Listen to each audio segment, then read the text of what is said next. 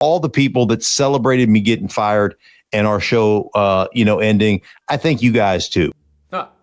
What wasn't me, Mark. I swear. Joy Taylor, though, gone. Skip and Shannon, long gone. Mark Schlereth, Emmanuel Acho, Shady McCoy, gone. Nick Wright. So I know what you're thinking. Oh, Nick's not here. Danny Parkins in for cool Nick adjacent. for 2 days. Ah, damn it! No, he's still at FS1. No. Why have you forsaken me, football gods? Well, crap just hit the programming fan at Fox Sports as they realized they were starting every day with 3 incredibly underwhelming sports shows.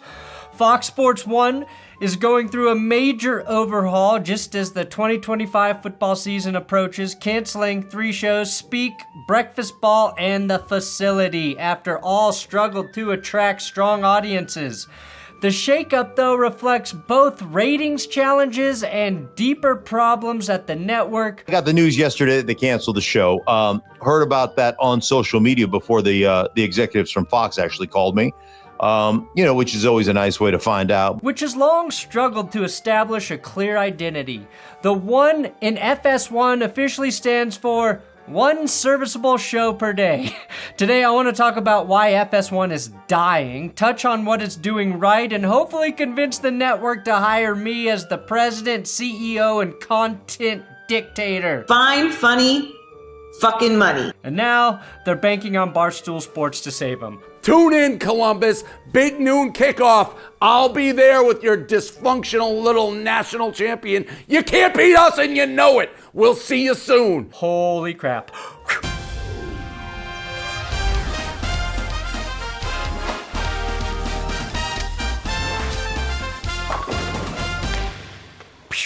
Please subscribe to this YouTube channel. I think we're about 100 subs away from 760,000. If you don't subscribe, you might just see me on FS1 one day too. I would never sink so low. Also, benchwarmershop.com, a great way to support this channel. We got the Fuck the Refs coffee over there. We got a lot of coffee. And the new Cursed logo t-shirts will be dropping in late August. So if you like the old logos, it's gonna be your last chance to get that shit, all right?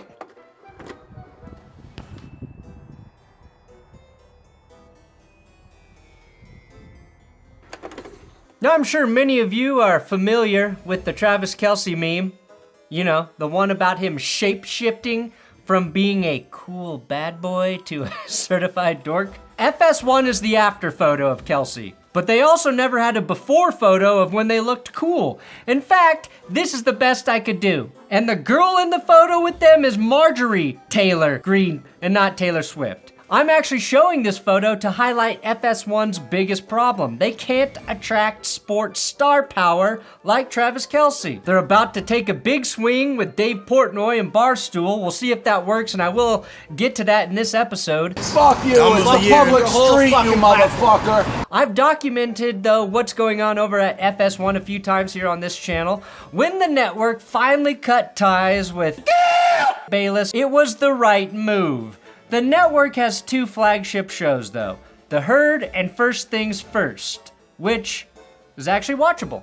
I think Nick Wright, Kevin Wildes, and Chris Broussard have great chemistry, which honestly is more important than even the format. And if I'm complimenting Nick Wright, you know I'm going out of my way outside of my comfort zone to be unbiased, all right? I will say this, they could use some work on the clips that they post to their YouTube channel.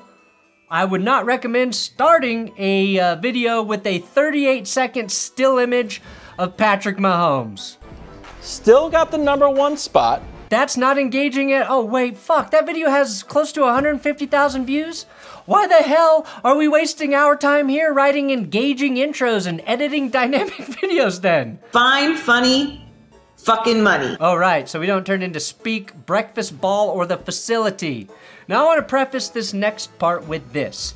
I've got nothing against any of the former hosts or any of the shows that just got canceled. I feel bad for the brother, I really do. We're all chasing the dream here, right? Figuring out ways to get paid to talk about sports. I don't think it's funny that anyone lost their job. This is a brutal industry, and traditional television, like all of us, is slowly dying. It's on life support, but the doctor is out getting drunk with TikTok. I realize that's not life support. I have a ton of respect for guys like Mark Schlereth and mostly Mark Schlereth. The problem is every show that just got canceled at FS1 was unwatchable. All the hosts on these shows were serviceable, but not a single one is a person people seek out to watch. All solid role players with no max contract stars. The show that pissed me off the most, though, was The Facility. Emmanuel Acho, who had only just launched The Facility last fall with Chase Daniel, James Jones, and LaShawn McCoy, didn't wait long to address the news that his show was canceled. Acho acknowledged on Twitter that cancellations in TV are just like roster cuts in football when you're not performing, adding that he doesn't know what's next for him, but that he's putting his trust in God. Considering known Chiefs fan and creator of Mahomes Mountain, Nick Wright, is the most successful person on the network right now not named Colin Cowherd, Acho is praying to the wrong deity. This the devil. It's not called devil magic by accident, Emmanuel. Now Acho, a former NFL linebacker who won a sports Emmy after moving from ESPN to Fox in 2020, had also previously co-hosted Speak before leaving that show last year to launch The Facility. The Facility's biggest problem, besides a lack of originality, is an assembly of quite possibly the 4 least entertaining sports talkers in America. And for that, I have to feel bad. It was like they created a show that tried to not stand out, and even when Emmanuel Acho tried to bait people in with his hot takes, nobody was buying his snake oil. You said that we couldn't have Olympic athletes smoking marijuana because somebody was going to get high and throw a javelin and stab somebody in the heart. Don't get me wrong, the show isn't inherently bad per se. I mean, I feel bad too. Each of the 4 hosts find their moments, but it's so unbelievably average that it made me nauseous to watch. There is not a distinguishable segment. There has never been a viral moment. The analysis, at best, is pedestrian. How many Super Bowls Josh Allen got? None. How many Super Bowls Lamar Jackson got? None. How many Super Bowls Joe Burrow have? None. How many Super Bowls Patty Holmes have? I personally don't know if an Aaron Rodgers gets you to the Super Bowl. And it feels like there is no clear driver of the show. 4 of the exact same guys talking just for the sake of fucking talking. You can't connect with any of them because they are indistinguishable. They are not fun or funny, and honestly, I wish one of them was terrible at their job because that would have been more entertaining to watch. The Facility YouTube channel does have 2.62 million subscribers, which is very impressive. Until you realize that's because they converted the old Undisputed YouTube channel that Shannon and Skip built into The Facility. While clips getting posted from The Facility perform admirably, they don't have a single video in the top 500, maybe 1,000 of the best performing clips on that channel. I stopped counting how many Undisputed clips there were still at the top as the most viewed because I developed carpal tunnel on my wrist from the endless scrolling to try and see if there was one in there from The Facility. I mention that because the views on YouTube, in addition to the TV ratings, are now part of the pie in how these networks justify whether or not they're going to renew a show. And despite being gifted over 2 million subscribers, something I have literal wet dreams about, they couldn't touch the viewership that Skip and Shannon had. Now, Joy Taylor, one of FS1's more recognizable on-air personalities, is also out. She had been the host of Speak since 2021, following a decades-long rise through the network that included roles on Undisputed and The Herd. Her contract was reportedly up this summer, and her name had surfaced earlier this year in a lawsuit filed by a former Fox Sports hairstylist, which accused a former FS1 executive of sexual battery and claimed Taylor contributed to a hostile work environment. Taylor has denied wrongdoing and described her reaction to the allegations as a grief process, expressing disappointment over learning that some of her professional relationships were not what she thought. Now, while the timing of her exit may raise eyebrows, reporting suggests that her departure is primarily about ratings and FS1's broader need to refresh its programming. Now, Joy may have the opportunity to become part of Gil's arena and his booming media empire. Gil has apparently been courting Joy for a while. At least his internet search history shows a lot of Joy videos. Regardless, I think that's a great spot to land for Joy Taylor. If she did create a hostile work environment at FS1, that does suck. But I think Joy, like everyone I mentioned in this episode, is best suited to be a role player on a successful show. And what Gil and Josiah Johnson got cooking over there will be the next $100+ million acquisition you hear about.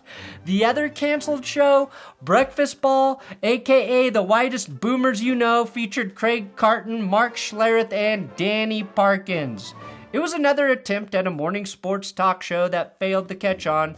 Carton, a longtime radio presence, is rumored to be heading back to WFAN, where he spent a decade hosting mornings before his stint at FS1.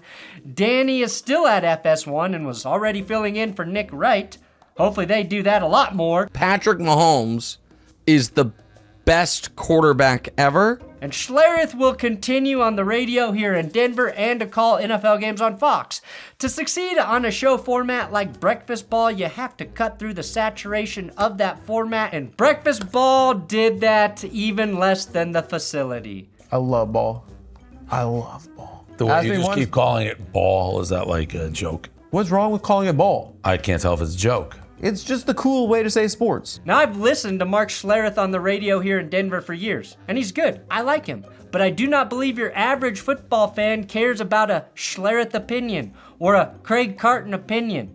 But there was a bigger problem going on. The broader context behind these cancellations points to the deeper issues at FS1.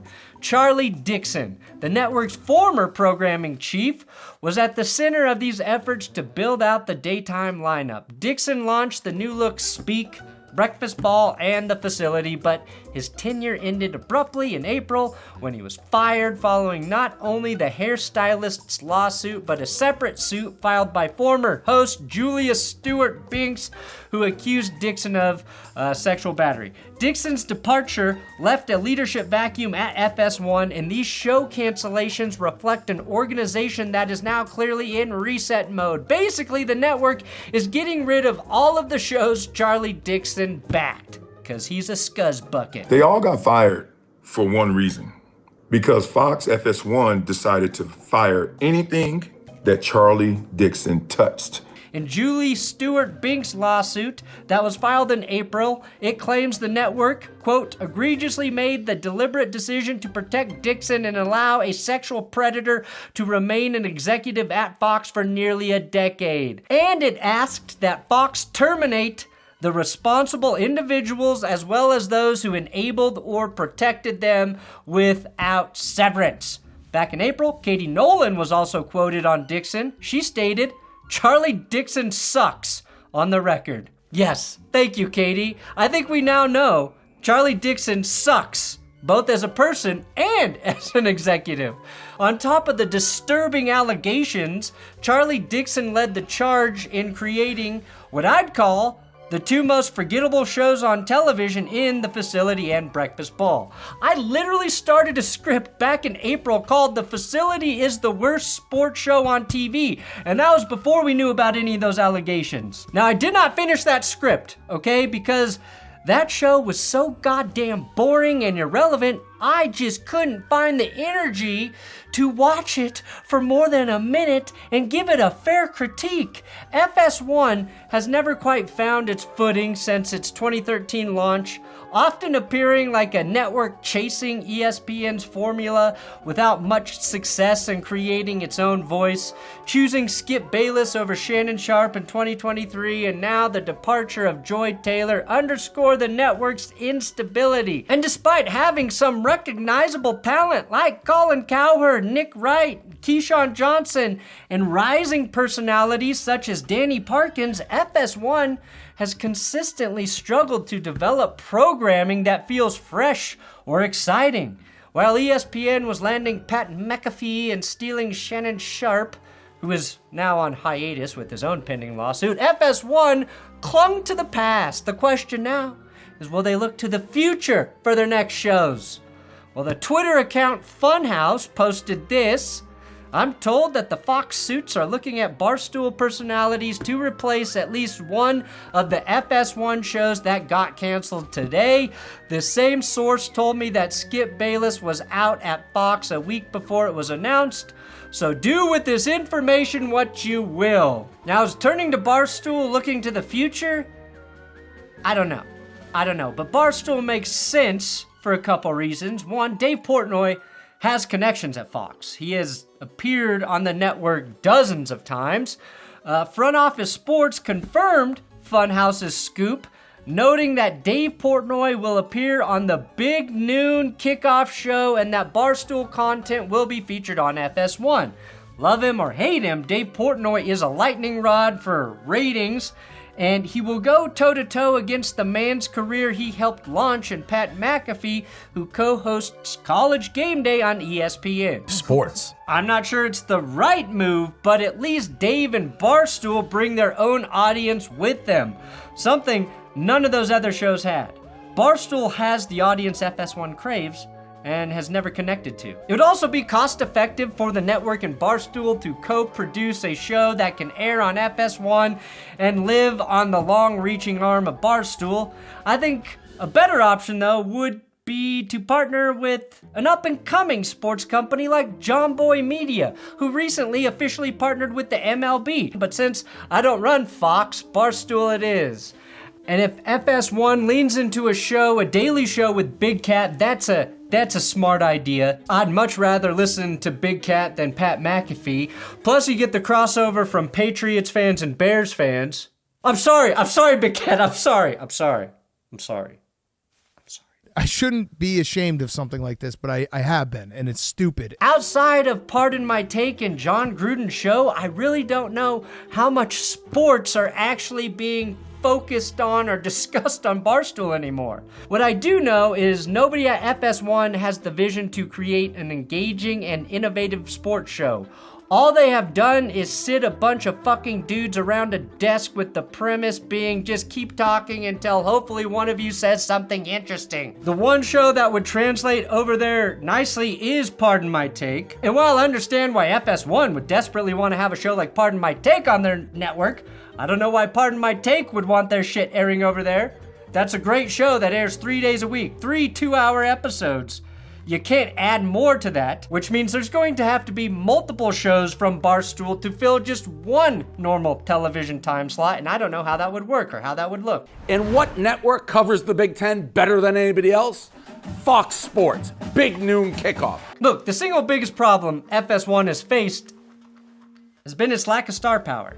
ESPN is gobbling up the biggest sports orators in the space, and FS1 doesn't seem to have the bankroll to entice self-made media dominators like Travis and Jason Kelsey, who collected $100 million in the Amazon Wondery partnership. Before his lawsuit, Shannon Sharpe was rumored to be inking a $100 million deal for his internet properties.